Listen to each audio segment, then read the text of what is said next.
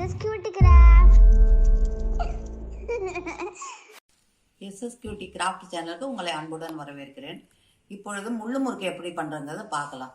முள்ளு முறுக்கு பண்ணுறதுக்கு கொஞ்சம் பொட்டுக்கல்லையும் சேர்த்துக்கினா ரொம்ப கரகரப்பாகவும் வெள்ளையாகவும் இருக்கும். முள்ளு முறுக்கு செய்யறதுக்கு இப்போ சொல்கிறேன் உங்களுக்கு. ஒரு படி பச்சரிசி, 200 கிராம் கடலைப்பருப்பு, 200 கிராம் பயத்தம்பருப்பு ரெண்டையும் தனித்தனியாக வறுத்து அரிசியோடு சேர்த்து மிஷினில் அரைச்சின்னு வந்துடணும். அரைச்சின்னு வந்த மாவு தான் இது. இதில் சேர்க்கறதுக்கு வெண்ணெய், ஜீரகம், தேவையான அளவு உப்பு, பெருங்காய பவுடர் இதெல்லாம் சேர்த்து இப்போ நான் மாவு பிசைஞ்சு உங்கள் முறுக்கு செய்கிறத காமிக்க போகிறேன். இப்போ முள்ளு முறுக்குக்கு 1 கப் மாவில் எப்படி பண்ணுறதுங்கிறத உங்களுக்கு நான் காமிக்கிறேன். இப்போ மாவை கொட்டிண்டு அதில் 1 டீஸ்பூன் வெண்ணெய்,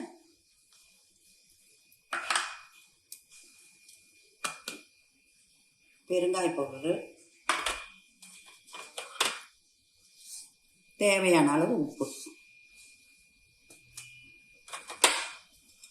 இது நல்லா முதல்ல இந்த வெண்ணெய் எல்லா இடத்துலையும் படுறாப்புல கலந்துக்கணும். கலந்துண்டு அதுக்கப்புறம் ஜீரகம் கொஞ்சம் எல்லாம் சேர்ந்து கலந்துன்னா இந்த வெண்ணெய் எல்லா இடத்துலையும் படணும். அப்போ தான் முறுக்கு கரகரப்பாக இருக்கும். இப்போ மாவை கொஞ்சம் கொஞ்சமாக தெளித்து, ரொம்ப கொட்டிடக்கூடாது, கொஞ்சம் கொஞ்சமாக தெளித்து சப்பாத்தி பதத்துக்கு இந்த மாவு பிசைஞ்சிக்கணும்.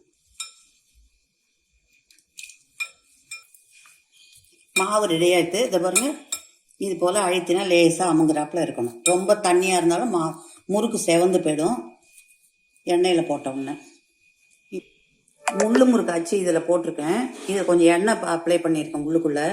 இப்போ எப்படி புழியணுங்கிறத உங்களுக்கு காமிக்கிறேன்.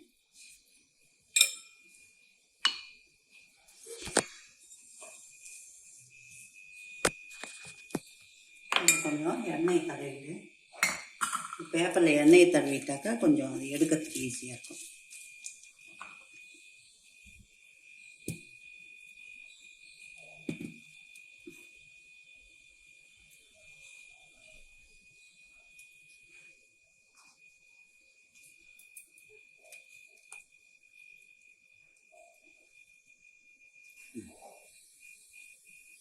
அப்படி இந்த பாருங்க, இப்படி எடுத்து போகணும்.